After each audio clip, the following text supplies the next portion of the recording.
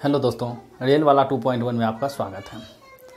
आइए साइंस के सीरीज़ को आगे बढ़ाते हुए कुछ हम नेक्स्ट बताने की कोशिश करते हैं। यदि आप पीछे का वीडियो आप नहीं देखे हों तो सबसे इम्पोर्टेंट क्वेश्चन हमने डाला हुआ था एचआरटी के बारे में, हाइट, रेंज एवं टाइम के बारे में, प्रोजेक्टाइल मोशन से एचआरटी का हम डाले हुए थे। आज नेक्स्ट पीछे के वीडियो में हम बताए हुए थे यदि हमको ज़्यादा ऊंचाई में फेंकना है, दो चीज़ याद रखना है, दूरी फेंकने के लिए और ऊंचाई फेंकने के लिए।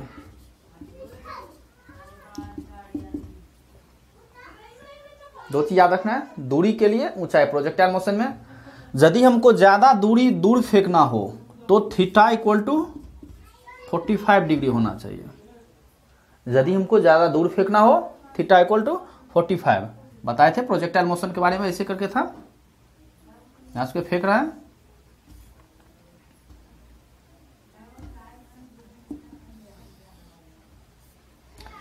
तो यदि ज़्यादा दूर फेंकना हो, यहाँ से ज़्यादा दूरी फेंकना हो तो हम 45 डिग्री के कोण के साथ यदि फेंकें तो ज़्यादा ये रेंज जाएगी। लेकिन यदि हम ज़्यादा ऊंचाई फेंकना हो, यदि हाइट ऊपर फेंकना हो तो यानी कि कितना, थीटा इक्वल टू 90 डिग्री होना चाहिए। क्वेश्चन बहुत बार पूछा गया है, जो किसी वस्तु को हम किस एंगल से फेंके जो मैक्सिमम दूरी तय करे, तो मैक्सिमम दूरी तय करे equal to 45 degree, maximum height तय करे तो 90 डिग्री। क्वेश्चन याद रखना है। चलिए नेक्स्ट हम इसमें देखते हैं अब आगे।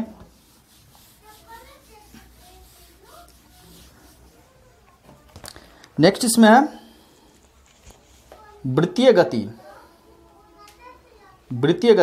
बारे में बता चुके हैं। नेक्स्ट देखते हैं कोणीय वेग।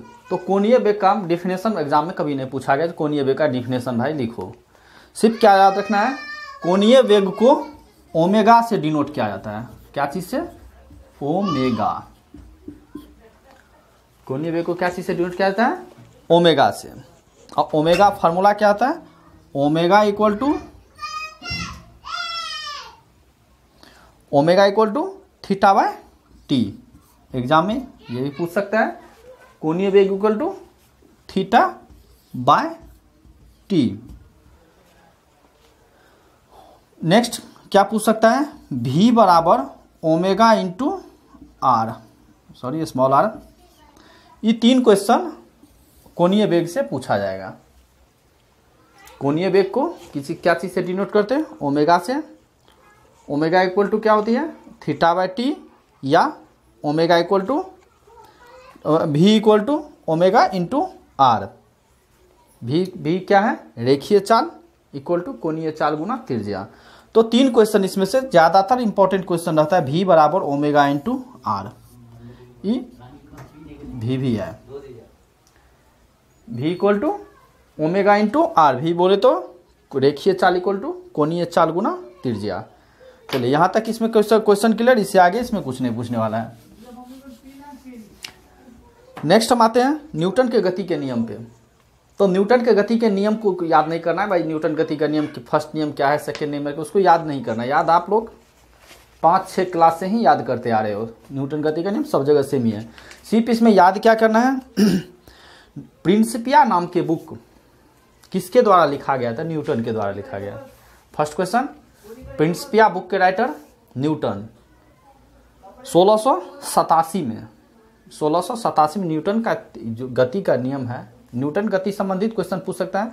न्यूटन गति संबंधित कितने नियम है? तो न्यूटन के गति संबंधित 3 नियम। ये तीनों नियम किस बुक में? प्रिंसिपिया में। और प्रिंसिपिया नामक बुक का कब इन्होंने प्रिंसिपिया बुक लिखा, प्रकाशित हुआ था इसका? तो 1687 ईस्वी में। चलिए अब नेक्स्ट देखते हैं न्यूटन गति का प्रथम नियम। इसको नियम याद नहीं करना है, सिर्फ याद क्या करना है, प्रथम नियम गैलीलियो का नियम या जड़त्व का नियम कहलाता है। न्यूटन गति का प्रथम नियम गैलीलियो का नियम या जड़त्व का नियम कहलाता है। साथ ही साथ बल की परिभाषा बताता है। बल की परिभाषा बताता है। तो यदि जिसको बल का परिभाषा याद हो, तो बल का परिभाषा क्या होता है, बहुत पहले से याद किए हैं, यदि कोई वस्तु स्थिर हो तो वो हमेशा स्थिर रहेगी जब तक, या फिर यदि कोई वस्तु गतिशील हो तो हमेशा गतिशील रहेगी जब तक कि उस पर कोई बाह्य बल उस पर आरोपित नहीं किया जाता है। बल का यही डिफिनेशन होता है। तो यही न्यूटन गति का प्रथम नियम का भी डिफिनेशन है। तो याद क्या करना है न्यूटन गति से, न्यूटन गति का नियम, न्यूटन के गति के कितने नियम, 3 नियम। कौन से बुक में, प्रिंसिपिया। कब, 1687 में। फर्स्ट नियम से गैलीलियो का नियम या जड़त्व का नियम भी कहते हैं। इससे बल का परिभाषा प्राप्त होता है। न्यूटन गति के फर्स्ट नियम से सिर्फ इतना याद करना है। अब यहाँ पे क्वेश्चन आ गया जड़त्व, जड़त्व का नियम। तो जड़त्व का क्या है इसको याद नहीं करना है। जड़त्व संबंधित कुछ नियम है तो नियम को भी नहीं याद करना है, इसका सिर्फ एग्जाम्पल याद करना है। तो एग्जाम्पल हम कुछ देने की, नियम क्या है, जड़त्व संबंधित 2 नियम, स्थिर जड़त्व का नियम, गति जड़त्व का नियम। तो स्थिर जड़त्व का नियम जैसे नाम से ही लगता है स्थिर वस्तु पर लगेगी, और गति जड़त्व का नियम क्या है, गतिशील वस्तु पर लगेगी। तो स्थिर जड़त्व का नियम का एग्जाम्पल क्या है, सपोज हम गाड़ी पे बैठे हैं,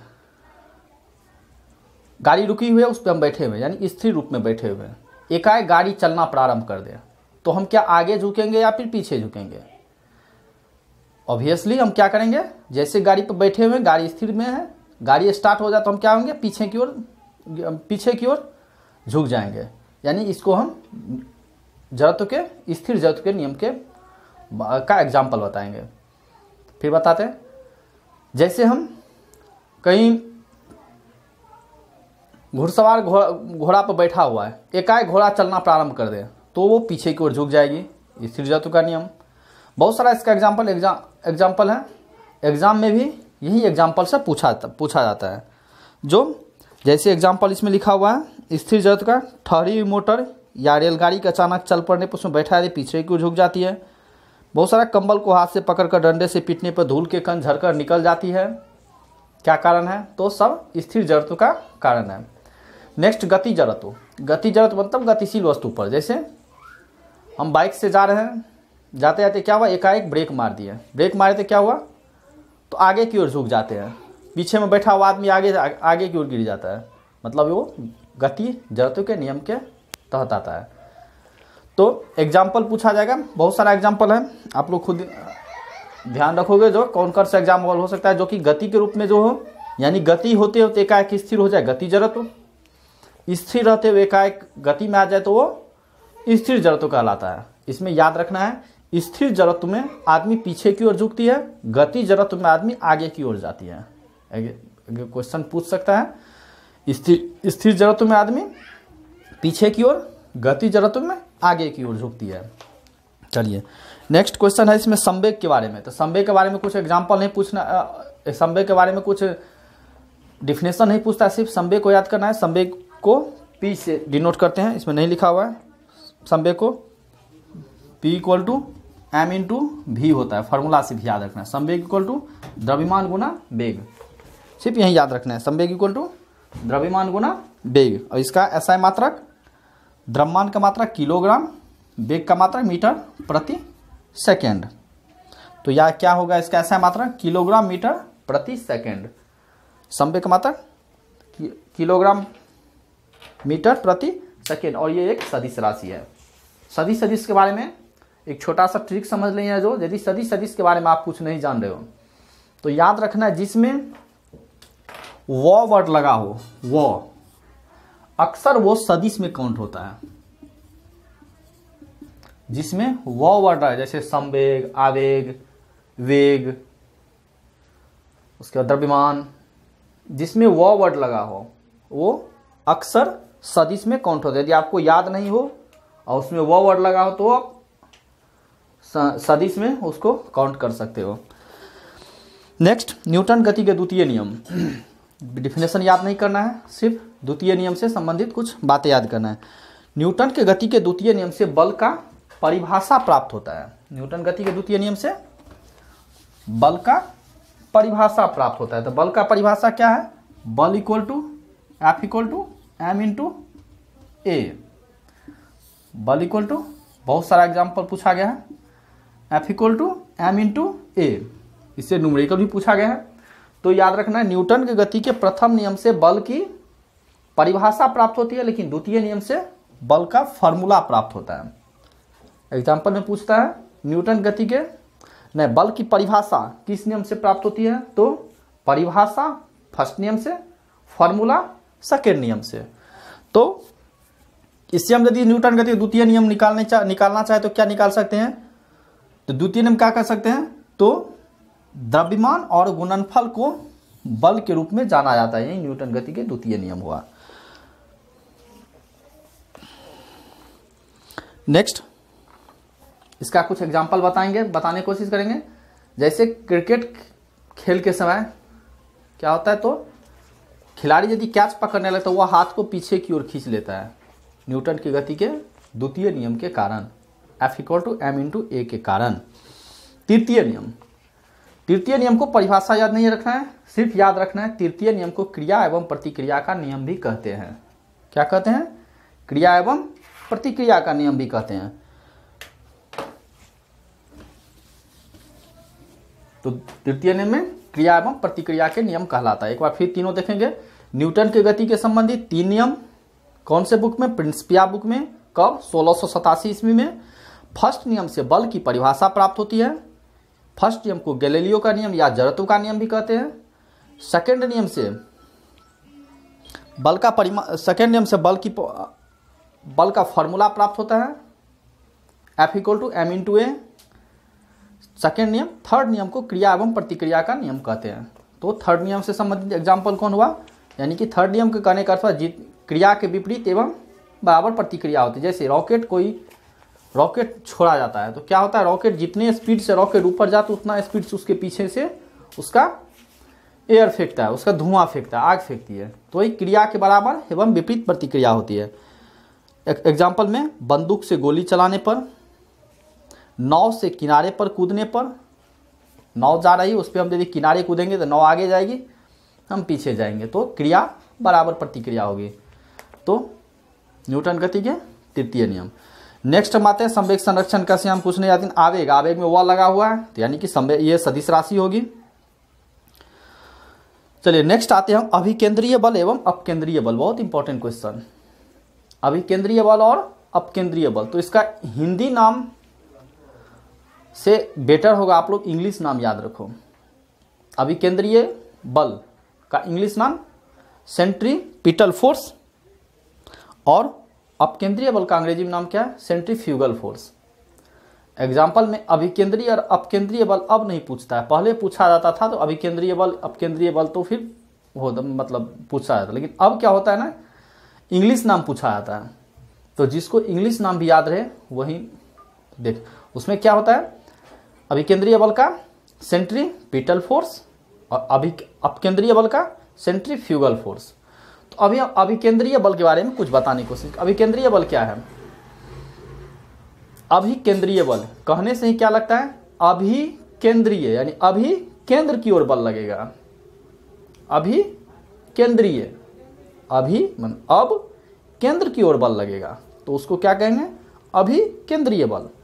यानी कि इसका डिफिनेशन की इक्वल टू हम कैसे इसको बता सकते हैं, बाहर से केंद्र, सेंट्रल ये हुआ सपोज, यानी बाहर से भीतर की ओर यदि लगे बल तो उसको हम अभिकेंद्रीय बल, यानी अभी केंद्र की ओर लगेगा बल। और अपकेंद्रीय बल में क्या होता है, केंद्र से बाहर की ओर लगेगी, इसको हम क्या कहेंगे, अभिकेंद्रीय बल।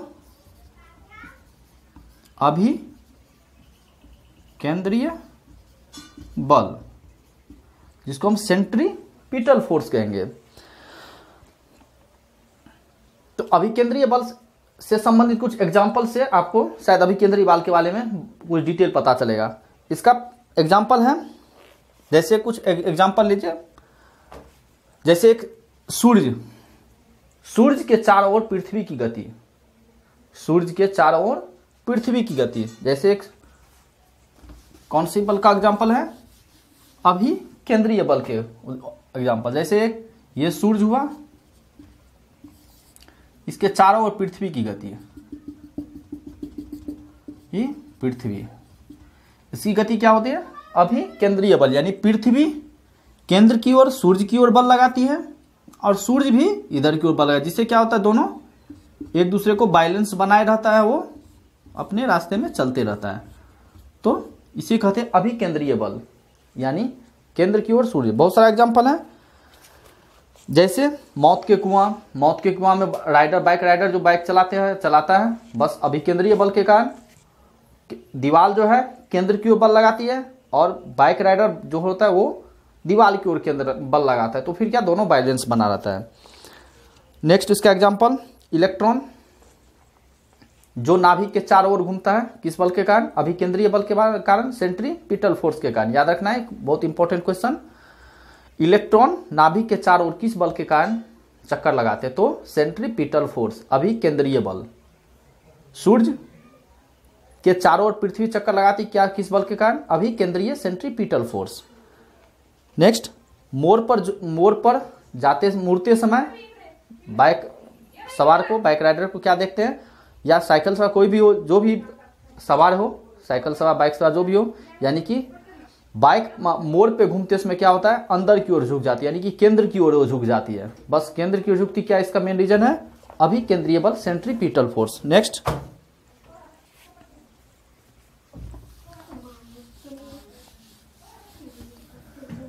Centrifugal force. अभिकेंद्रीय बल में क्या बोले? अभिकेंद्र की ओर, और सेंट्रीफ्यूगल फोर्स में केंद्र से बाहर की ओर। सेंट्रीफ्यूगल फोर्स, केंद्र की ओर सेंट्रीपिटल फोर्स। तो सेंट्रीफ्यूगल फोर्स का कुछ एग्जांपल देंगे, जैसे कपड़ा धोने की मशीन में क्या होता है, कपड़ा हम डालते हैं, केंद्र से बाहर की ओर फोर्स लगा, जिससे क्या होता है, कपड़ा में जो भी मैल छिपा रहता है वो जैसे ही बाहर से जैसे कपड़ा ऐसे घूम रहा है, यहाँ से क्या होता है, एक फोर्स अंदर लगता है। जैसे ऊपर की ओर फोर्स लगेगा, इसमें जो भी रहेगा छोटा मैल के कण, वो क्या होता है, जैसे यहाँ से फोर्स रखने में मैल क्या होता है, बाहर आ जाता है, तो बाहर आ जाएगा। जैसे ही फोर्स लगेगा बाहर आ जाएगा, यानी कि अपकेंद्रीय बल में, सेंट्रीफ्यूगल फोर्स में केंद्र से बाहर की ओर एक फोर्स लगता है। तो दोनों याद रखना है। एग्जाम्पल में अपकेंद्रीय बल यानी सेंट्रीफ्यूगल फोर्स का एग्जाम्पल, कपड़ा धोने की मशीन, दूध से मक्खन निकालने की मशीन, सब में क्या होता है, केंद्र से बाहर की ओर लगेगा बल, जिससे क्या होगा, मक्खन उससे बाहर निकल जाएगा। तो कपड़ा धोने की मशीन और दूध से मक्खन निकालने की मशीन, ये सब क्या है, अपकेंद्रीय बल यानी सेंट्रीफ्यूगल फोर्स का एग्जाम्पल है। तो बहुत इंपॉर्टेंट चीज हम बताएं, सेंट्रीफ्यूगल और सेंट्रीपिटल फोर्स। नेक्स्ट हम आते हैं बल आघूर्ण। बल आघूर्ण से भी डिफिनेशन कुछ नहीं याद नहीं करना है, बल आघूर्ण का डिफिनेशन नहीं याद करना, सिर्फ इसका एग्जाम्पल याद करना है। आप देखे होंगे जो किवाड़ी या भी जो भी चीज हो, उसका कुंडी जो है, जैसे एक कुंडी केंद्र से दूर, कब्जा से दूर क्यों लगा, जैसे एक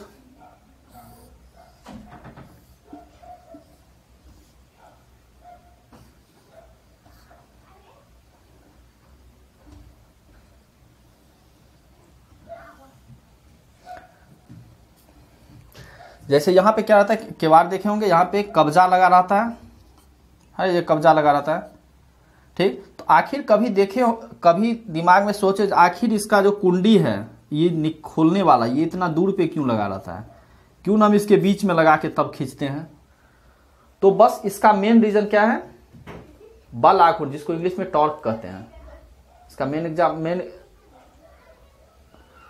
इसका मतलब क्या नाम हुआ, टॉर्क हुआ नाम, ठीक। यही कारण है जो कब्जा दूर, कारण क्या है, तो जैसे ही कब्जा दूर रखेंगे तो हमको क्या होगा, यहां से खोलने में आसानी होगी। यदि हम यहां कब्जा रखेंगे तो फिर इसको खोलने में प्रॉब्लम होगी। तो बल आघूर्ण का यही एग्जाम्पल एक सबसे बेस्ट है, जो किवाड़ी का कुंडी कब्जा से दूर क्यों लगाया जाता है, बस बल आघूर्ण के चलते, टॉर्क के चलते। तो एग्जाम्पल भी वही लिखा हुआ है, इसमें क्वेश्चन भी वही लिखा हुआ है, जो भी है, बल आघूर्ण इक्वल टू बल गुना आघूर्ण भुजा, यह एक सदिश राशि का मात्रा न्यूटन प्रति मीटर है। तो बल आघूर्ण का एग्जाम्पल बता दिया, बहुत सारा इसका एग्जाम्पल है, जो जैसे हम नेक्स्ट हम यदि पढ़ेंगे मशीन के बारे में, मशीन के बारे में पढ़ेंगे, जैसे लीवर के बारे में हम पढ़ेंगे। लीवर में एक सरोता होता है, बहुत सारा पढ़ेंगे। उत्तोलक लीवर के बारे में, एक सरोता, कैंची।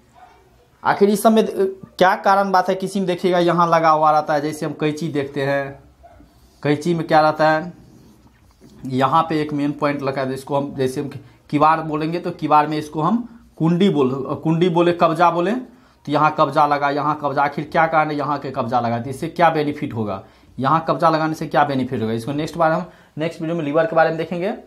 तो सब जो है एक टॉर्क के चलते हैं। टॉर्क, बलागुण। सबके मेन रीजन क्या है, बलागुण।